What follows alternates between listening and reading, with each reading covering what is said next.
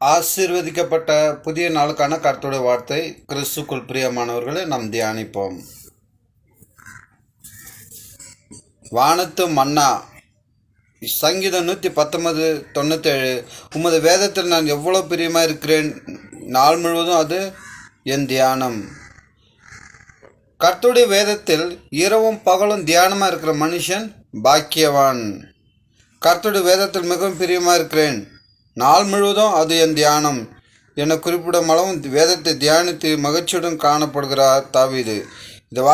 இதை கேட்டுக்கொண்டிருக்கிற நீங்கள் ஒவ்வொருவரும் இப்படிப்பட்ட நல்ல அனுபவத்தில் காணப்பட வேண்டும் என்பது தேவனின் வாஞ்சை. ஆகவே ஒவ்வொரு நாளும் நம் வேதத்தை வாசிக்கும்போது பெருமளவில் சில பகுதிகளை மட்டும் வாசித்து நிறுத்தி விடாதபடி வேதாகமத்தின் முக்கியத்துவத்தை உணர்ந்தவர்களாய் அதிக நேரம் எடுத்து வாசிப்போம். தேவன் உங்களை ஆசீர்வதிப்பாராக.